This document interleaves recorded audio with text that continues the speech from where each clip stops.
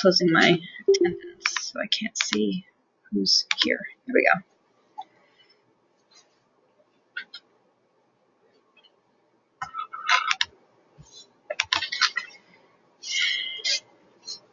Just be a few minutes here, folks. Just for some reason, it keeps closing. I try to open one thing and it's closing another. No, it's this little thing here. I keep trying to drop down the chat so I can see, but I also want to see who's here. But every time I try to do that, it like closes one of the other ones. Oh, weird.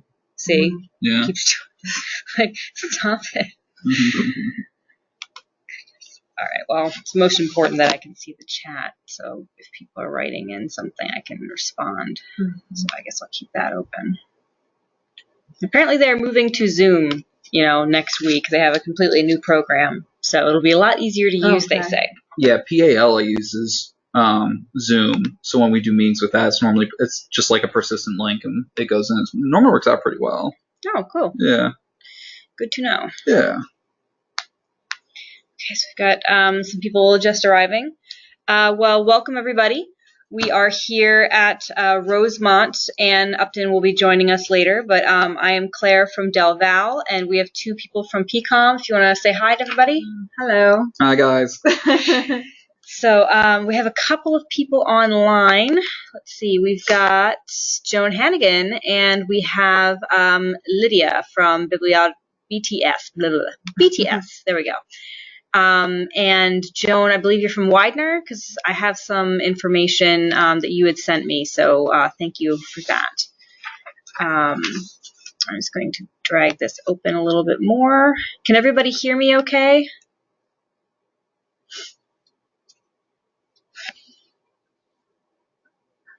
All right, great. Thank you, Lydia. Okay. So I just wrote down a couple of notes here that I believe it was Joan who sent along to me in an email some ideas of hers, as well as I think Chris from Cabrini wrote me a couple of notes as well. So I've combined all of those in just a quick loose agenda here. And then we'll end with the one that a couple of people were very into, the making student jobs more meaningful. I can also provide a copy of that article to anybody who wants to read it. I have it as a PDF that I can email around, but we can just talk about it generally, and we can go from there. So I guess we'll start with some of the more easy questions. Food in the library. Who does food in their library, allows food in the library, any rules about it? I noticed that upstairs Rosemont says you may enjoy your food and drink in the cafe only. So what are other people's thoughts on that? Well, we do allow students to bring food into the library as long as, I guess, the smell isn't as bad, because some students come and say like the smell is like too much, but I mean we do. Yeah, we do. It's probably the ambiguous of everyone of like, well, we prefer not, but we're not going to stop and then you. Students have come and said, I saw a mouse. I'm like, yeah. well, what do you expect? Yeah, for sure. At Del Val, it's completely allowed, food, drink, all of it. But I'm starting to wonder whether it should be, because then we have instances like the past 2 mornings, the maintenance staff didn't come in at all. And so we've had food, like an entire to-go bin of food especially around the holidays, has been sitting in the trash cans, and every single trash can's full. No joke, this morning I was walking around, just making sure there isn't like a piece of paper lying around. There was a completely uneaten Wawa burrito sitting there like it was on a pedestal next to one of the computers. Just completely unopened burrito, just sitting there. And then there was a full cup of coffee by the window. So I'm starting to wonder whether we should allow it or not. But if it's just a matter of whether the maintenance people take out the trash, it's not that big of a deal, because we haven't had an issue as of yet of people actually damaging anything. There's no damage to the books. There's no damage to our equipment. Yeah, we've never had that happen with food, thankfully. It's just either been, the smell, or like you said, like if the janitorial staff, if they don't clean it up, like Yeah. then it becomes a little bit of an issue if they're weekend or holiday or whatever. Yeah, and I've even had we have issues with administration using our building for big events. And if the catering staff does not come by and pick up all the food, they'll leave it there for like a day and a half, taking up space and also stanking up the place with whatever it is that they ate in there. So I guess it's, matter of preference and also how quickly somebody's going to be in there to clean it up. So good question. Staffing when it snows. Do you guys want to go with this first? Staff. You know more about this than I do. Well, I mean, I guess I'm all for. I mean, because I live close to the campus, so I'm like a hop, skip, and jump. So I mean, for me, I don't know about other people. I know I've worked in places where we have like dedicated student or like trustworthy student workers. They are like form a snow team that if the campus is closed, that if we try and open with like students workers who are on campus, and they'll be open for 5 hours or something, and public safety kind of make sure nothing's burning down or anything. And then to like some place like PCOM is open the space is open 24/7. So for us, like if the circ desk is closed, it's not great, but the space is still open, so students can still come in. So snow isn't probably as big of a deal for us. Yeah. I used to live just down the street from Del Val, so I had offered, I'll come in. It's or like I'll come in, I guess, open until like someone gets here. It's no problem, but the administration's like, no, absolutely not. And they've even a couple of times when we were going to have a snow team, like you said, they have said no. Like absolutely not even students staffing the library. Don't. Yeah. So I guess maybe we had a couple of bad snowstorms, but usually we have something exactly like what you said. It's a snow team run by some higher level students have been here for a while that we trust, and they actually have a list of everybody who lives on campus, and they just do a quick call around when they call a snow day or a delay or something, and they make the schedule for themselves amongst themselves. It's pretty much. Nice. I've also known that there's some places like, if staff can come in, if it's safe to come in, and then you can kind of get like reward, like some comp time or something some other time. As an incentive, which I know had gotten willing. So and in Doylestown, absolutely nobody lives now. I live in Hatfield now, but none of the staff lives in Doylestown. Nobody could afford to live in Doylestown. But so I mean, if the students don't open the building doesn't get open. Oh wow. We have looks like Lydia has some input. At BTS, our administration tends to err on the side of caution when it comes to snow closings, and our library staff almost all live very nearby. I can walk to work, so it's never really been an issue for us. Yes, we both live in Hatfield. Great. Yeah, I thought that was really funny. I'd love to have meetings at BTS forever now, just because it's a hop, skip, and a jump from home. So, because BTS is located in Hatfield, so I now live there. It's kind of funny. Anybody else have input on food or snow staffing or anything like that through the chat? I don't know if you can you hear me or not? Oh yeah, I can hear you. Who's speaking? Widener. It has always been that a staff person has to be here, and that actually has been me for the past 15 or more years. But my status has changed a bit, so I have employed student workers, but the university's stance is that a staff person has to be here, and that's why I asked the question. I live less than 3 miles from campus, but there was a time last year where there was actually a state of emergency and the library was still open, and I had said that if campus safety can't get me, I'm not coming to work. So I did put together a student staffing schedule, and it worked fine, but I don't have an answer from the university as to where they stand. We've had a lot of administrative changes in the past 2 years, president, provost, library directors, plural. So we are presently with an interim library director, so I just wanted to get a feel for what other universities do. My My boss seems to think that a lot of the TCLC libraries actually are closed when there is a snow closing for the university, and that's really why I posed the question. Yeah, it's a good question, and I guess it definitely depends on the administrative end of it, whether they're going to allow students to go in there or not. I think the last snowstorm or two where they said no to our usual snow team was because of ice. I think just this past year we had some really bad ice. Yeah. They didn't even want students walking around campus. So I think that's why they said no, but usually our administration is fine with the students opening the library on snow days and even closing it on late nights, because we stay open until about 11:45 on most weekdays. And our librarian doesn't always stay there, our night librarian. She'll leave maybe around 10. Okay. And then they close the building by calling security and they lock up. Yeah, and off yeah, they I've go. had that in past positions as well within TCLC. Yeah. Yeah, so very good question. Lydia just added, we used to ban food, but no one followed the rules, and we never had any damage to it. I know, right? You can make a rule, but I know. Yeah. So we quit trying to enforce that rule. Still haven't had any problems other than the occasional delay in the maintenance staff clearing out the trash cans. Yeah. Gotcha. Yeah.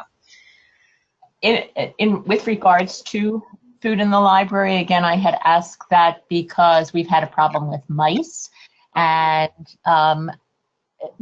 it is a problem with how frequently housekeeping is able to clear out the trash. And certainly with finals coming up, we see many more pizza boxes and fast food coming into the library and creating quite a stash of trash for the maintenance staff. So I just wanted to say what seemed to prevail. Yeah. Thank you for addressing that. Yeah, no problem. And funny little story, we actually have very smart mice at Del Val. We didn't have a problem in the building at large, except right in front of the coffee machine that we have in there, because they would take the empty little individual creamers and try to take them down into their wherever they were coming from. So it took a while for us to realize how the heck these got there. There's like one or two little creamers on the floor next to the trash can.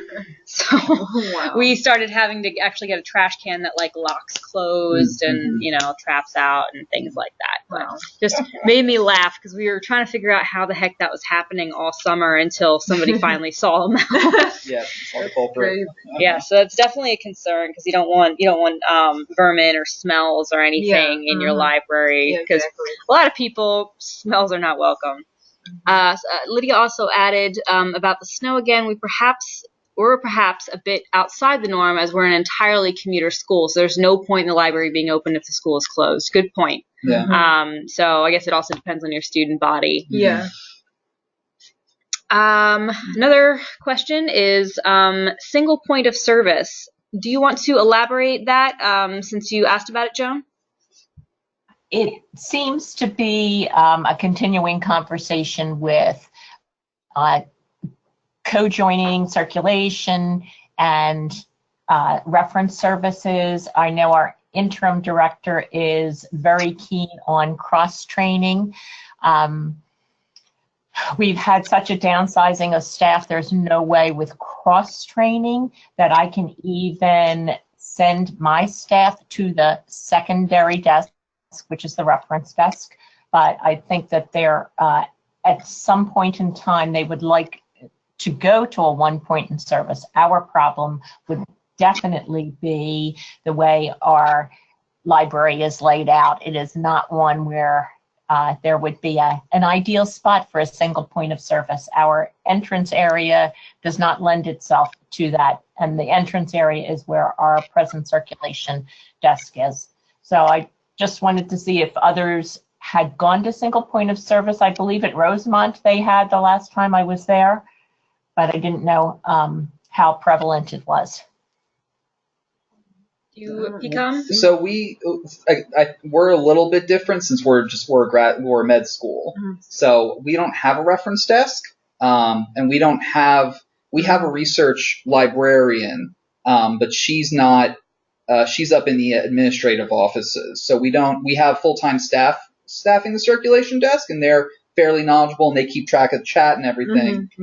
But in terms of a reference librarian on staff or like ready to go, no. But at the same time too, being a graduate school, our demand's not very high for that. And if it is, normally the students plan ahead or, set up meetings with our associate director or our scholar or research librarian. Looks like Lydia says at BTS, we've always had a single point of service set up, but we've never had more than 5 full-time employed staff. And that's, I didn't realize it until we started talking about it, but whenever we talked about single point of service before, I was thinking just tech services, like my laptop's not working kind of thing, combined with library stuff, because we've sort of already had a single point of service too. All the librarians are worked up in reference and the circulation and the text chat services and everything. So we all do that. We have some specializations like cataloging and things, but we're all working the reference pretty much at the same time. The reference desk and the circ desk are about 6 feet apart. So while somebody's working at the ref desk, there could be things going on at the circ desk, but usually not at the same time. And if, the printer jams, we go over to the circ desk, that kind of thing. So I feel like we have a pretty single point of service, multiple faces of that single point of service as well. We just have our entire IT department and computer help and things located in another building across the way, and then writing center help for actually writing a paper, not just citations. That's over in the writing center. I used to work at Cabrini, so another TCLC, and then we had the same thing, that we had the circ desk and the reference desk was literally 5 feet away. And it would be, especially after like the magic 4 p.m., 4:30 p.m. hour, whatever reference librarian was working that night shift was essentially the staff member. So, all not only doing reference but circulation, but rarely, did those two happen at the same time, thankfully. Right. So then, Joan, does your library have like a completely separate section where like there's librarians who only do reference and then there's other people who only do that? Correct. We have, as you walk in our doors, we have a large atrium area, if I can call it that, which houses our circulation desk. But it wouldn't be ideal to have the reference staff where we are. In the center of the main floor is where the reference desk actually is, and that center is really considered our reference area. Gotcha. Okay. But thank you for addressing that. Yeah, no problem.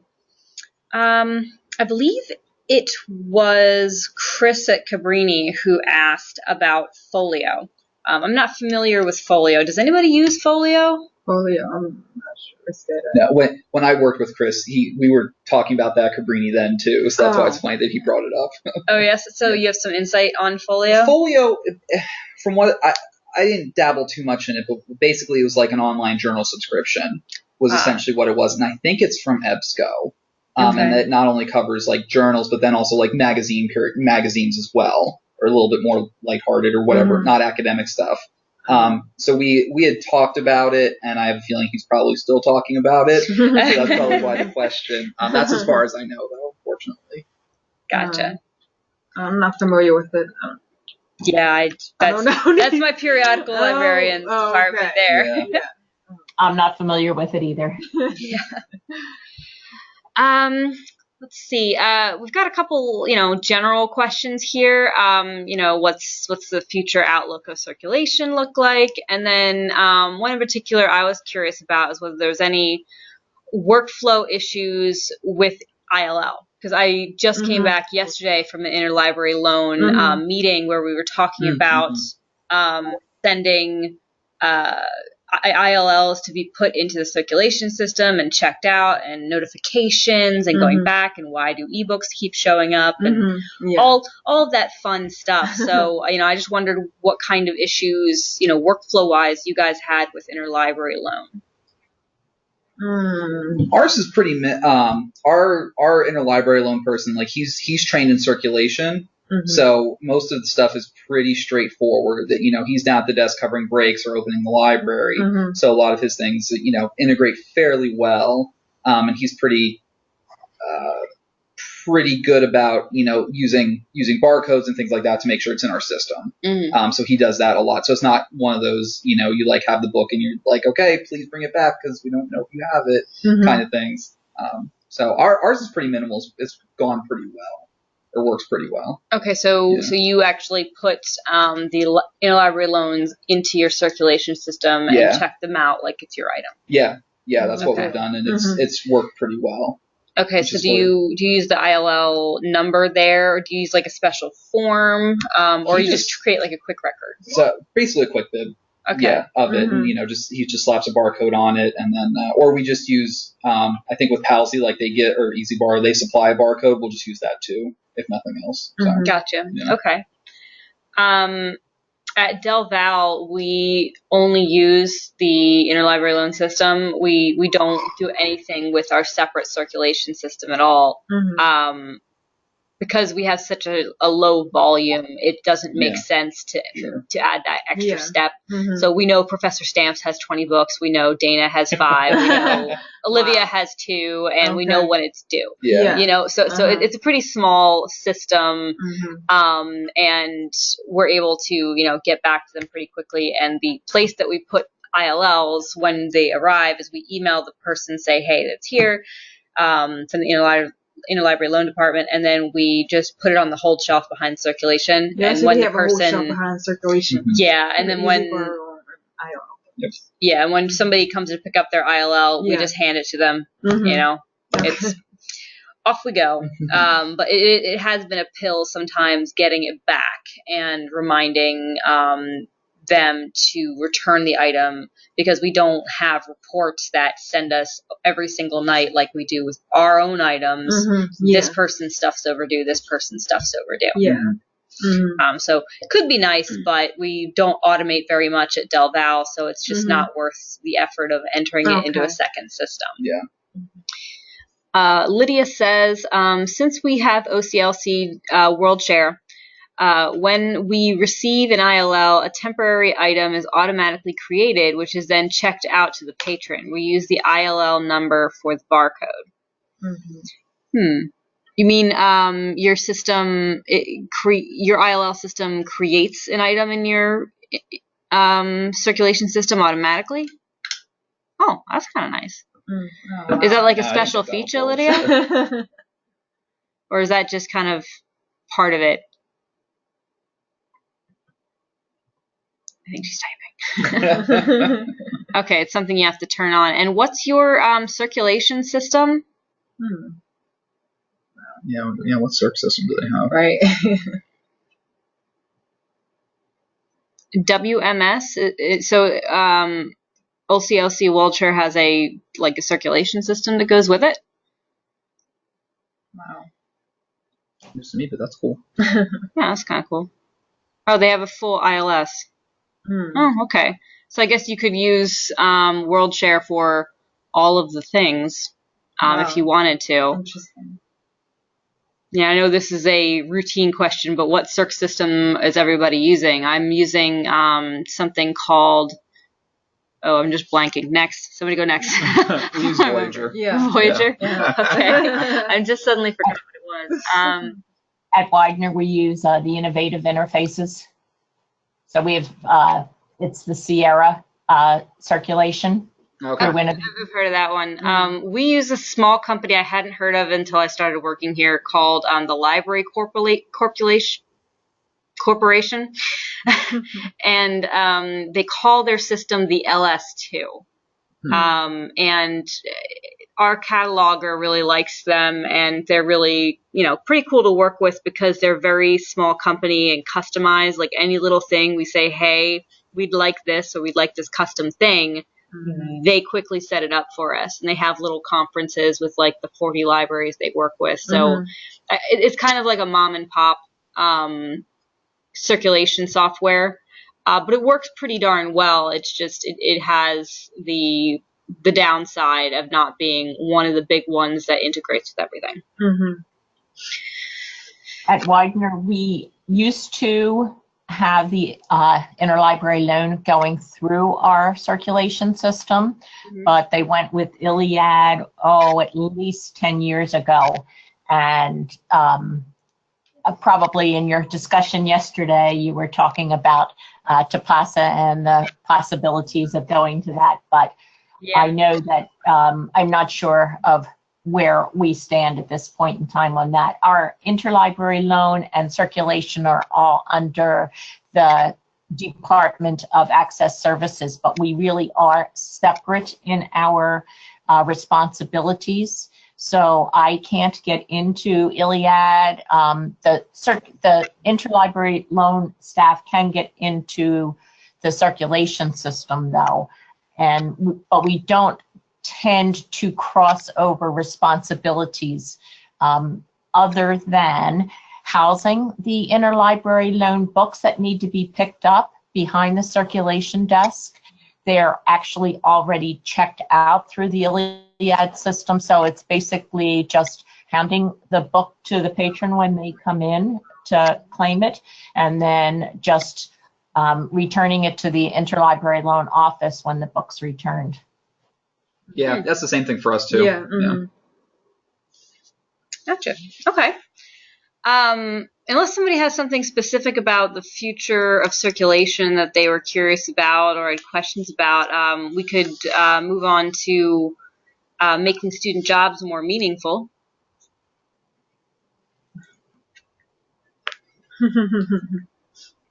Sounds good. After the session, if you wouldn't mind providing me with a copy of the article, I didn't get a chance to respond earlier to ask you to do that. I would appreciate it. This is Joan. Yeah, sure. Actually, I have my email open. I could just quickly send it along to everybody on the call, so everybody has it. I had a feeling that since it was a paid article for us, it might be something that not everybody got. See if it automatically pops up for me. No. What's your email address, Joan? It's J.M. Hannigan, Hannigan. There you go. Okay. And then I think Lydia's is LP. Yep. See, I remember Lydia's. Who else is on this call? Oh, no, just the three of us. Okay. And then you guys have it in front of you here. So why does this chat window keep getting smaller and smaller? Okay. Let me just attach the file. If I can find it. Aha. Attach the copy.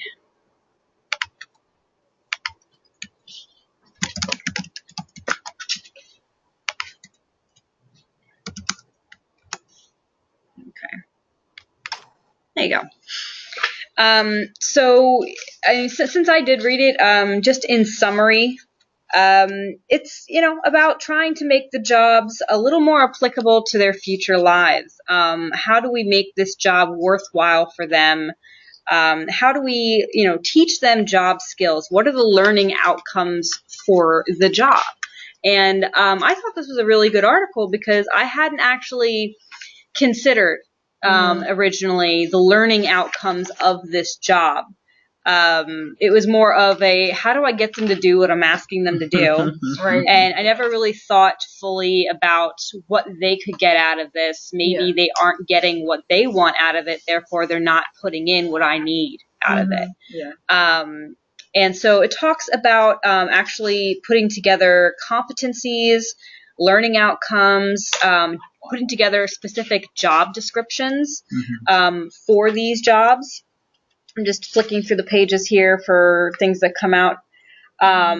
Generally speaking, in most academia, improving the student outcomes for student workers are pretty low-hanging fruit. Nobody really, cares. It's just hey, let's get some free or very cheap, work done out of them. But a lot of colleges are trying to make it more meaningful and trying to literally develop skills, something that's decent enough to put on their resume, and then they not just give them those skills, but make them realize that they're getting these skills. And a particular, one of the most ambitious efforts is going on at Toronto's Ryerson University. I'll just read this paragraph here.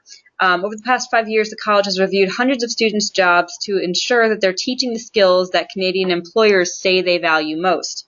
If a position is found to be lacking in opportunities for skill development, staff members will add duties to the job description. A student working at the front desk of the gym, for example, might be asked to write a report categorizing the types of questions they receive. Each job comes with a learning outcome. Supervisors meet regularly with student employees to discuss their progress towards these outcomes, and then they evaluate together with the student's development by the end of the year. And they're finding in this project that they're doing that it's working out well. They are pioneering, as it were, a new way to look at student employment and to develop a better rapport with students, and so that the student gets more out of the job. I think their program is called Grow, and lots of other universities are starting to develop that same sort of format. So what this has done for me is maybe think a little bit more out of the box with this. I'd already started moving towards it by creating a performance evaluation for our students, asking them to tell me where they think they are on this spectrum, and also giving them the opportunity to ask questions, say they want more training in this, they're more interested in that. And now I'm also starting to develop a more comprehensive job description.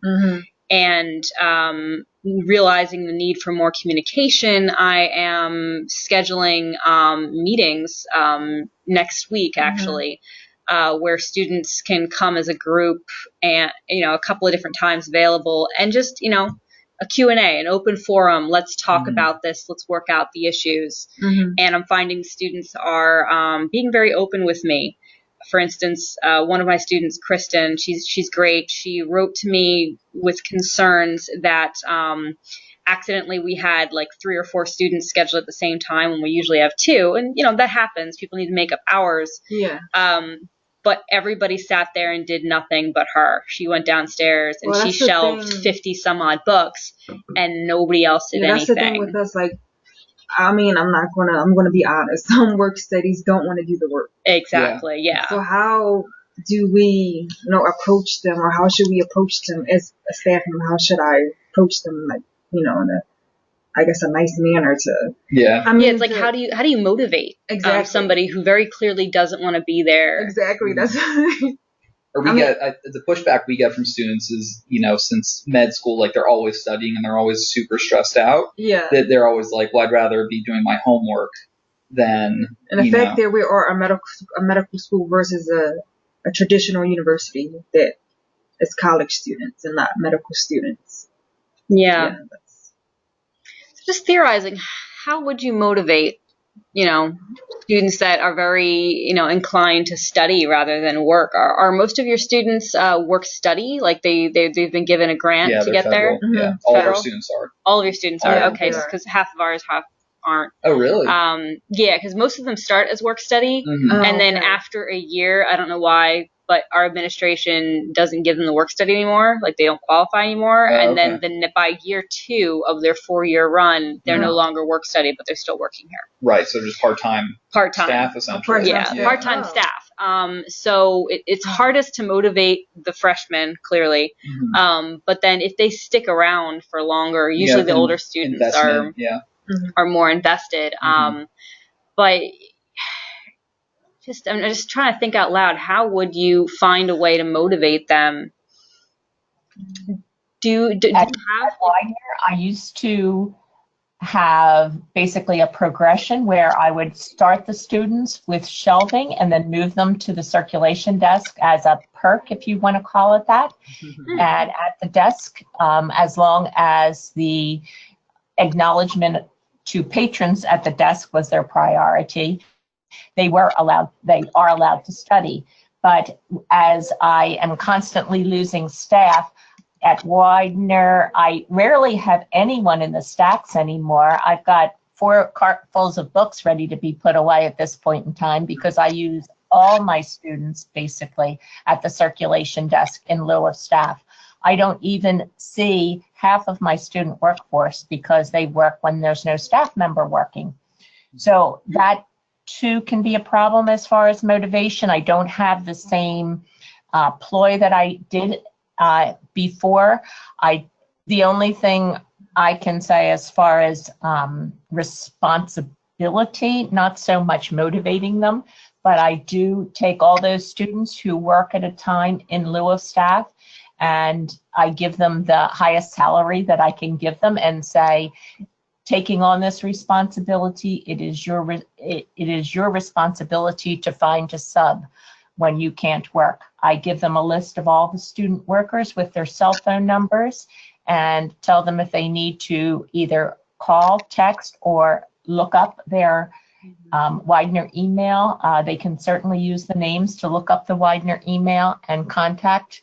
I've had general success with that, although I did have a problem over the Thanksgiving holiday. So it's just one approach that I've taken to try to give them some sense of responsibility. Yeah, I think some degree of autonomy is definitely a perk of jobs where somebody's not standing over you all the time telling you what to do next. I have definitely provided a lot of autonomy, and I think I'm on the other side of the spectrum where perhaps I've given a bit too much. I do give them the responsibility of finding their own sub, but I also have, and I could dig it up in my files if you're interested in seeing, a sheet that tells them what they can do in each type of shift. And once they've done those things, the rest of the time is their own. Yeah, we kind of have that too. Yeah, we do. Yeah. But I'm having trouble getting them to do that first. They just sit down and they chat. And this isn't everyone. Just a lot of people are very conscientious. But the issue I have with the unconscientious students is that they sit and they chat and they phone and they goof off when they have things to do first. Right, yeah. So I keep trying to point to that sheet that says, here's what you can do every shift to do these things. Here's what you can do, night shift and then morning shift. And as long as you've done these things, the rest of the time you can do for homework or you can, check your phone or so on and so forth. As long as you're at the desk, yeah. Yeah, and then I have in bold red, very big at the bottom, count on at least half of your shift is going to be library work. So sure, bring your paper that's due tomorrow, but only count on getting maybe an hour and a half of a 3-hour shift of work on that paper. Yeah. Because a lot of people have shown up in the past with the expectation that they're going to be able to get their paper done when they come to work. Well, no, sorry, you have work to do. Yeah. So your student worker shifts are only like 3 hours long? 1 to 3 hours. I try to do 1.5 because it's just not worth it to come in for an hour. Yeah. But this is all because we don't have really long shifts. We have like micro shifts based on everybody's student schedule. Their class schedule. Yeah, and I have the most wild looking spreadsheet where I try to fit everybody in between classes around, basketball practice and so on and so forth. Yeah. It's maddening, which is another reason why they think perhaps they've only been here for so long or they only have so long of a shift. Why am I going to bust my butt trying to get something done with it, perhaps? So I'm just adding little notes for those who can't see the computer screen of what we're talking about, balance of autonomy.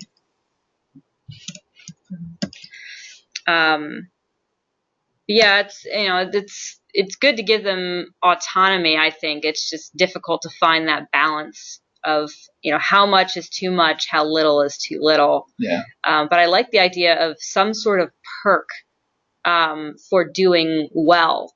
Unfortunately, I've got nothing to give them. I mean, other than bringing in food on occasion, I literally have no control. Right, exactly. I have no control. I can't even fire them without going through a specific process with financial aid. I can't do that. Right, so it's hard physically to fire people if they're not doing a good job, and I can't promote them. I have nowhere to send them. I have no way to give them a raise. Yeah. It's just a quarter a year they get as a raise automatically. Yeah, I don't even think we do that. No, I don't. Yeah. But they make a lot. They make a good amount for us. So yeah, I would say for a work study job. Yeah, for work study. Yeah.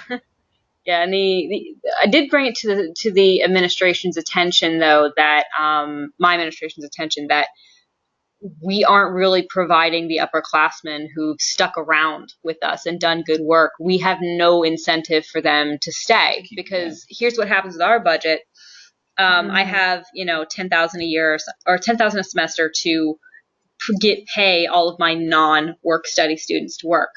But if I have 5 incoming students each semester that are work study, and then I have 15 others, every year I have like the same 15 students just revolving in and out. Okay, so stay with me. If they all go up a quarter a year, they start at $750, then those sophomores are being paid $775, then the juniors $7 or $8, and it just keeps going up, which means they may start as work study with 8 or 9 hours a week. By the time they get to seniors, they're looking at 5 or 6 hours a week, because I'm working with that same budget. Same money. And it's maddening, because I've got one student who's fabulous, Sabrina. She just pedal to the metal. She works really hard. She's trying to get more hours, but I can't give her any unless she subs in for people, because the money's just not there. And by communicating this to our director, and he passed it up to our dean, and using his motivational speaking, he managed to get the dean to give us, a little bit more money. It's not enough, but it's a little bit more. So we were able to make a bit of headway to show the students, hey, we're on your side, we're in your corner, and we are trying to do well by you. But it's hard to incentivize the work, I guess, in my neck of the woods. Lydia, do you have any anything on your end, or?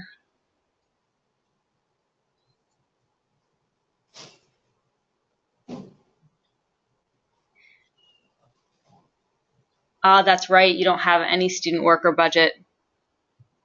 That might be easier, actually, if you just are working with staff, because the budget, as you explain it, is definitely a problem. And we have mostly work study students, and do the same as you. When they run out of work study, we retain them, but obviously they're much costlier to our budget if we retain them. Yeah. Lydia's adding that every now and then we can scrape together something for a student to cover one of our evenings, but if so, they do check it out, check in, and lock up. And that's what our students do, and it's hard to make that more of a challenge. Like the article says, adding job duties for employers to see that you're doing things that are marketable skills. But what are the marketable skills for a library student staff, assistant, and trying to develop those. And I did actually take a course last fall.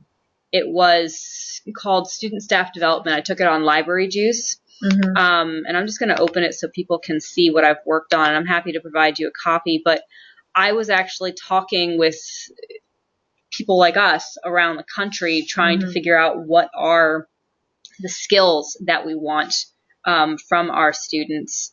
And I developed a student performance evaluation based on, what I feel that they're getting out of this job and what they should be, trying to get to. Let's see, student performance evaluation. Here we go. So I'm just going to push the screen back so you guys can see. Yeah. So I created this, and it is a student performance evaluation where I'm asking them to rate themselves, and then we would talk about it. Let me try to get. Oh no, go away. Okay. So I'm trying to get it to scroll down. It's not letting me. Hold on. There we go. Okay. All right. So basically, I'm asking them to rate themselves on these criteria. And we talked about dependability and attendance, and I gave some examples. Say it louder for those in the back. Professionalism and, my ideas of what is professionalism. And specifically one thing that we're having trouble with is acts as a representative of the library and the university. This is a public job. You need to be presentable, approachable. We have a colorful variety of conversations at the desk as well, and people don't get, there is a certain volume that you keep in a library. Please, be aware of that. Then we have, cooperation and initiative. This is another big thing we're having an issue with, where, the initiative of doing the tasks that you are assigned to do as part of your, job before you do, your own personal tasks. And then trying to teach them skills like quality checking. Just double check work. Just because it's sitting on the cart behind you doesn't mean it was properly checked in. Maybe double check. And, being interested in the job and trying to provide ideas for improvement and to show that you find pride in your work. And then communication and customer service as, a general, everybody should be doing this kind of thing. I don't know why it's only giving me one page of it. It's longer than that. But the other parts are just questions, like, what do you want to know more about? So I've created this and sent it around. I got some pretty good responses, and people surprised me where they said things like, I'd like to know more about interlibrary loan. I'd like to know more about how the databases work. I feel like when somebody comes to the desk, I don't know how to help them as well as I'd like. Can you show me how to do that trick on the catalog again? Yeah. So, perhaps just outright asking them in however many creative ways as you can find is one way to get them a little more motivated, because nothing's more motivational than being heard. And having somebody actually act on what you are asking about. Were they pretty honest with their self rankings? They were. Yeah. They were very honest. The only student that was perhaps a little less honest was my one student. He's a very sweet kid, but he has autism. And so he thinks he is the most spectacular communicator. But unfortunately, a lot of people have trouble understanding him. He has a bit of a stutter. So but that's a very special, very special case. But most all the other students were actually fairly honest. We even had, one or two students give themselves like a 1 star in cooperation initiative, because they say, I usually have homework or something to do, so I do that first instead of doing my work. So it kind of presents for them a template for what it's supposed to look like, or something to achieve.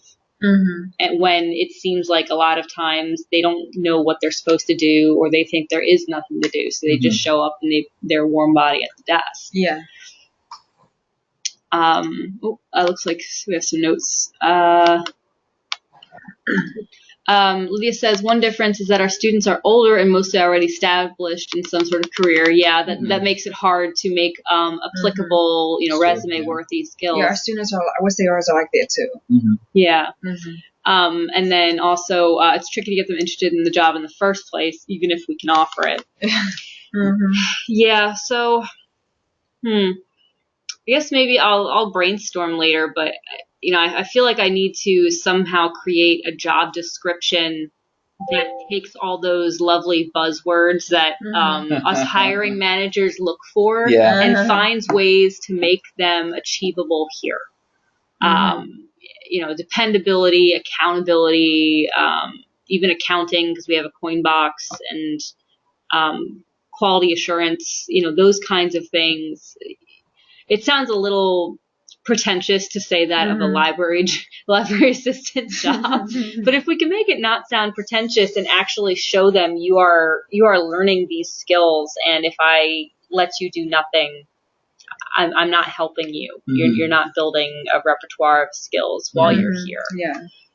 Self-reliance, ability to work on tasks alone. Yeah. And be trusted to achieve them without, oversight. Little things like that, I guess, are what this article is about, where it's just thinking of jobs in a new light, where we're trying to actually get them to learn something at the end of this, and restructuring the job where we can to make that a little more achievable. I find it actually is the same with staff. Sometimes good point. The duties of staff and student workers here at this point in time, the differentiation basically is that the staff has more password capabilities with regards to the system. The students and the staff have to stay in the circulation area, so there is difficulty in getting creating things for them to do while they're sitting at the desk. Yeah, that's definitely difficult, because our good old standby is, here's the clipboard, go do some shelf reading. Yeah, exactly. And I hate doing that, but we only have one computer at the circulation desk. Okay. We have a single computer, and even if I assign like a second person, that second person that's sitting at the desk might be the one gophering for DVDs or for getting the prints out of the printer and things like that.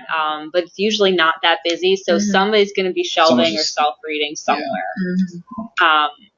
So I try to create, and so does my my coworker at night, who's basically me but at night. She and I try to create reports and things and ask them to go on, hide and seek missions to try to find those lost books. Yep. Hey, I think all of these are checked out. Could you double check? Could you make sure these are in order? We're going to actually pull these books from the collection. Could you go collect them? All kinds of things that we try to do. And pushing this idea of maintenance work is something that we're struggling with. They get annoyed that they have to do the same report the next week. Sorry, but that's kind of how this works. Yeah. You do have to check it again, next week. Yeah. Finding stuff that isn't viewed as just busy work and getting them to see the worth of it is definitely a struggle.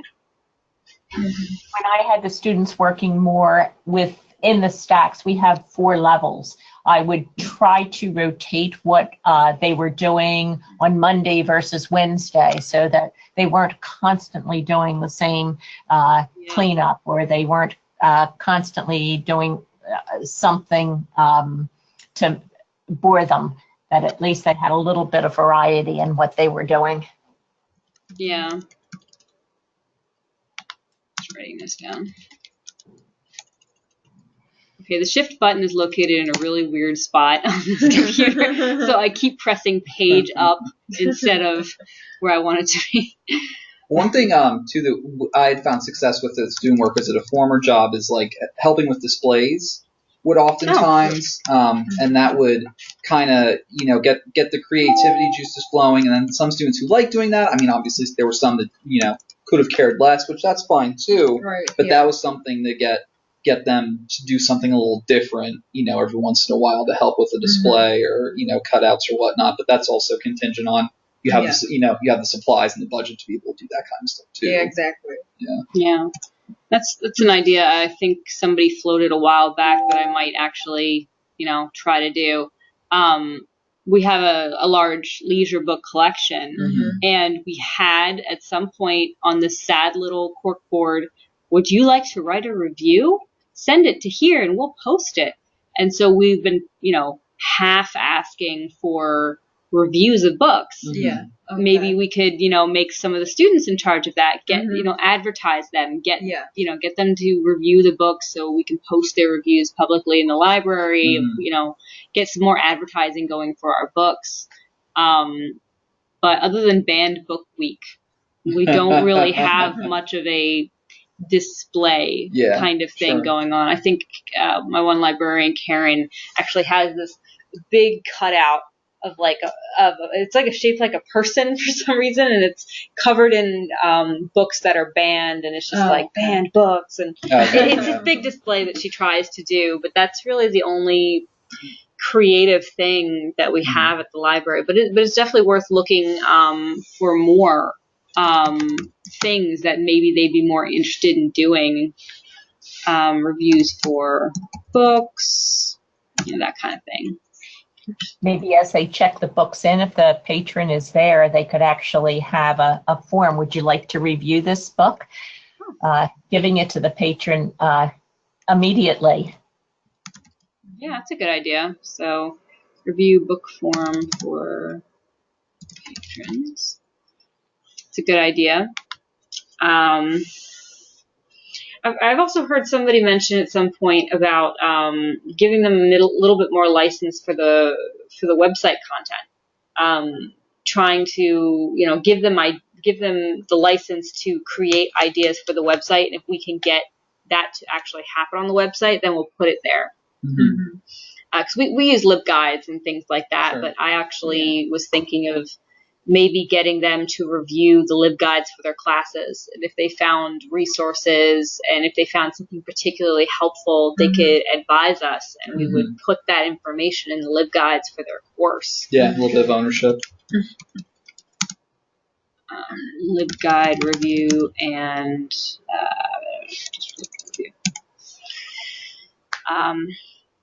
And I also had somebody, since I'm interlibrary loan, I had somebody be my interlibrary loan assistant. So whenever I wasn't there and she, got books returned to us, or somebody requested a book, she could go put it into into the system herself. Assistant.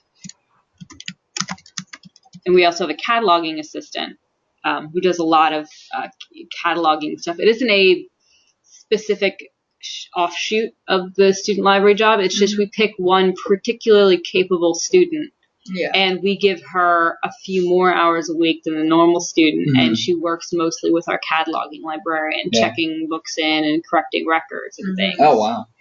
So, like cataloging, ILL, special reporting. Yeah, and that helps to foster a little bit of loyalty and sense of ownership or pride for the student workers. But it can be tough if you have a staff of 20 or 15 to figure out something special for each one of them. Yeah, it can be tough. Yeah. There's that too. Yeah. And there's always something to be said for bribery. We try to bring in food where we can, and have little parties and meetings. And everybody looks forward to our little winter party that we have at the end of the year. Food, Rudolph the Red-Nosed Reindeer playing in the background. And, when they graduate, we try to take them out for lunch, give them and something. things. When our guys graduate, they're not kids, but when they graduate, some sort of gift card and that kind of exactly. stuff. Yeah. I also developed a an outgoing interview thing where we haven't used it yet, but basically ask, how can we make this job better? What did you like? What did you learn? What did you wish you learned? What can make it better? Yeah. Exactly. Yeah. So, very good ideas. I definitely would be interested in that. Yeah. If you could pass that along. So performance evaluation and exit interview, so that it feels more jobby. So if you like, I can send along my student performance evaluation. It is longer than this. For some reason, it's just cutting it off and it won't go any further because it's probably a digital version. But I do have a much longer version of this that has at least 2 or 3 pages that has actual questions. It gives them the opportunity to review me as well as their supervisor. What am I doing? What am I not doing? That helps. And then I have a exit interview. I know it's in here. That I could send along. If you don't mind sharing that, yeah. I've chatted with my students, but I don't actually have anything in writing, so that would be helpful. Let me see. Where did I put that thing?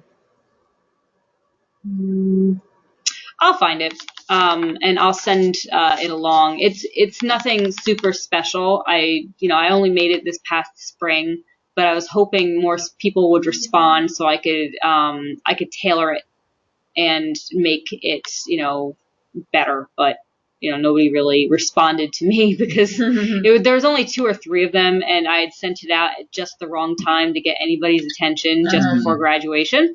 So I haven't had anybody actually answer my exit interview yet. But hey, at least I wrote one. So there's that. Yeah, I don't know where it is. I'll find it, and I will send that along. But yeah, so I do have some templates and things that I can send along. You guys could tailor it for yourselves and see what works. Yeah. Are you in charge of all the student workers in your library? Yes, I am. We have 20 of them, or 19 or 20, depending on the pool, and we work them in 1 to 3 hour increments. All day from 8 opening to 11:45 at night, and we close earlier on Fridays and Saturdays, but generally speaking we're open pretty much all day, and they get on average, if the budget's good, they'll get on average about 7 or 8 hours a week, and they start at $7.50, and a quarter a year. If they're super seniors where they stay 5 years, they might go further, but usually it's only like a quarter a year, and they max out at like $8 something an hour, which is really incentivizing for somebody who's worked here for 4 years. Yeah, for 4 years. Yeah, and they mostly work the circulation desk, check things in, check things out, shelve, some minor projects we give them, but honestly, they're the warm body at the desk and check-ins, check-outs. So it is hard to motivate somebody for their job when that's all it is. So I guess it's a struggle to make the job more challenging. Yeah.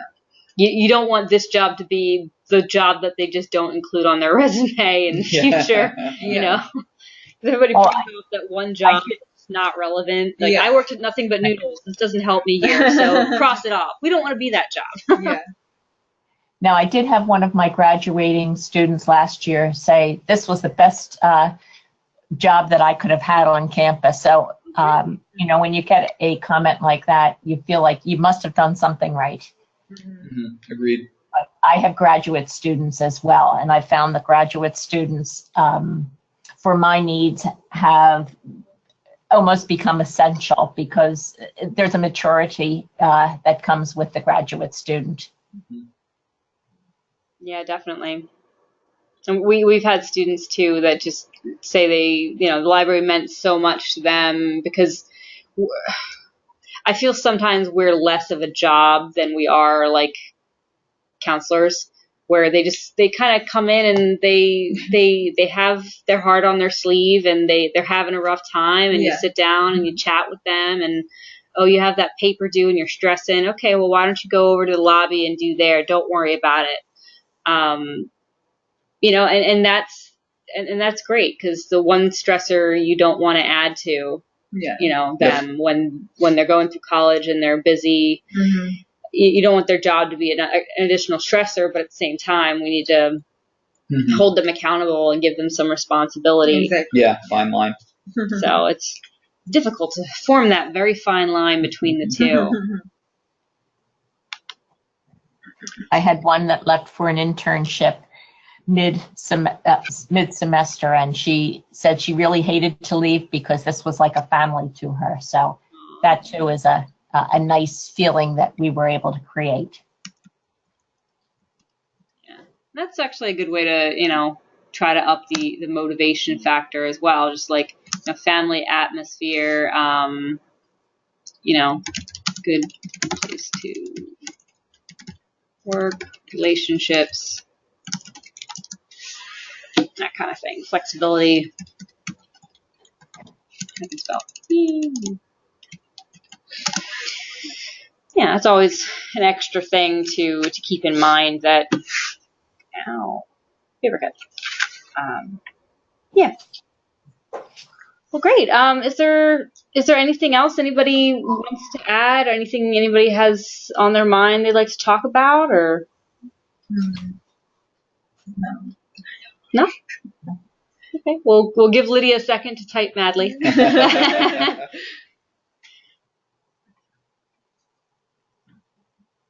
Okay. Well, good. Slightly shorter meeting, but that works out because I have to get all the way back to Doylestown before 3 to pick up my daughter at daycare. So the fact that it's a little bit shorter is actually no problem at all. Thank you, everybody, for chatting about this article. I'll send it along to everybody, along with some of the notes that we took about ways that we try to make the job more meaningful and the difficulties with making it more meaningful. And then I did record this meeting so that we don't have to take minutes. Yay!